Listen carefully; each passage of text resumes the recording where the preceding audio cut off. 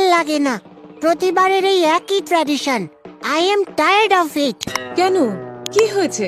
তোর ভালো না লাগার কারণ কি? অনেকদিন তো হলো ছুটি কাটালি, এবার বাড়ি চল। ধর, এবার তো মাত্র 3 দিন থাকতে পেলাম, অন্যবার তো তাও 4 দিন থাকতে পারি, এবার আর সেটাও হলো না। ও মম, ব্রাদার তো ঠিক কথাই বলেছে। বলছি, আর কটা দিন থেকে গেলে হতো না? আবার তো সেই একটা বছরের অপেক্ষা, এবার কি না গেলেই নয়? এমন কথা বলে না কে তো, আমারও তো মন খারাপ করে নাকি। ওদিকে তোদের ড্যাড কি করছে কে জানে, এই কটা দিন কি খেয়েছে তারও তো কোনো খোঁজ খবর পাইনি। আমি তোদের ড্যাডকে না খুব মিস করছি। আরো কদিন থাকলে কি এমন মহাভারত অশুদ্ধ হয়ে যেত শুনি? ও মম, আর কটা দিন থেকে যাই, তাহলে ক্ষমতা পিসির ভান্ডারের জন্য অ্যাপ্লাই করাও হয়ে যেত। এবারে ডিউরেশন মাত্র 3 দিনের, কি আর করবি বল? পরের বার এসে না হয় ভান্ডারের জন্য অ্যাপ্লাই করিস, তবে এবার বাড়ি ফিরতে হবে। আমাকে তো কয়েকদিন পরে আবার আসতেই হবে, আবার অতটা রাস্তা ট্রাভেল করে যাওয়া, আমি তাহলে থেকেই যাই। তোমার তো ভালোই মজা, আবার কয়েকদিন পরেই আসবে আর আমাদের ওয়েট করতে হবে। দিস ইজ নট ফেয়ার মম। কে তো একদম ঠিক কথা বলেছে মম, এটা কিন্তু একদম ঠিক হচ্ছে না। মম লক্ষ্মীর ভান্ডারের অজুহাত দিয়ে এখানে আরো বেশি দিন থেকে যেতে চাইছে, এটা কিন্তু হবে না। আমরা গেলে আমাদের সাথে যেতে হবে।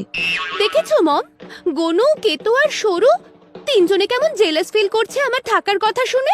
এই, তোরা থামবি? তোরা যদি এক্ষুনি চুপ না করিস, পরের বার থেকে তোদেরকে আর নিয়েই আসবো না, আমি একাই চলে আসবো।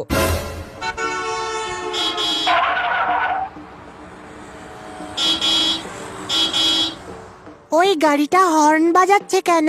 আমি ওলা বুক করে দিয়েছি, বাড়ি ফিরতে হবে তো নাকি?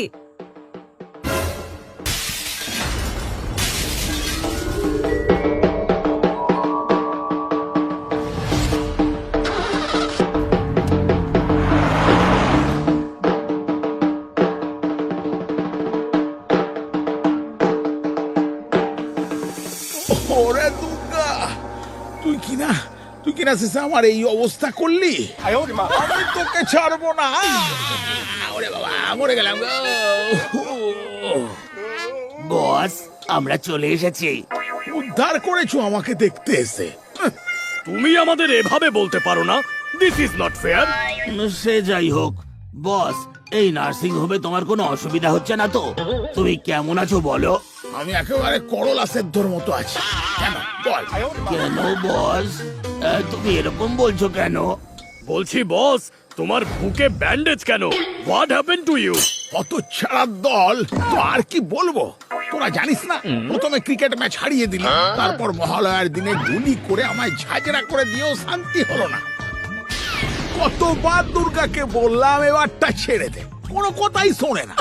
প্রতি বছর ওই একই মরচে ধরা ত্রিশূলের খোঁচা আর ব্রাশ না করা সিংহের কামড় খেয়ে পুজোর 4 দিন প্যান্ডেলে প্যান্ডেলে ঘুরে বেড়াতে হলো মাইরি। শুধু কি তাই, যে পারছে মুখে এসে সন্দেশ মিষ্টি সব গুজে দিচ্ছে মাইরি। কি অত্যাচার বলতো, কি অত্যাচার! আমি অসুর বলে ওদের কি কোনো দয়া হয় না আমার উপরে? সো স্যাড বস। নেক্সট ইয়ার আমরা এই ট্র্যাডিশন পাল্টাবই। পরের বার দুর্গা তোমার হাতে বধ হবে। এই আমার হাতে দুর্গার বধ হওয়ার ব্যাপারটা একেবারে ঘাটাল মাস্টার প্ল্যানের মতো হয়ে গেল, বুঝলি? আজ হবে কাল হবে শুনেই যাচ্ছি, হচ্ছে আর না। তোমার বুকে ব্যান্ডেজ দেখে আমি তো ভাবলাম মোষ চুরির দায়ে সিবিআই তোমাকে অ্যারেস্ট করে 3rd ডিগ্রি দিয়েছে। ওই, তুই কি আমার নুনের গায়ে কাটা ছিঁড়ে দিচ্ছিস? কি জানো বলে মাইরি ওটা? আরে আমি এইখানে না থাকলে গুলি করে না তোর মাথার খুলি উড়িয়ে দিতাম, বুঝলি? বস, ওটা কাটা ঘায়ে নুনের ছিটে হবে। তোর মূর্খ, সব দেবতাদের কাছে শক্তি পেয়ে আমাকে বধ করে নিজেকে বিশাল মনে করছে। প্রকৃত শক্তিশালীর ডেফিনেশন হচ্ছে আমি রে, আমি। ওরে বাবা।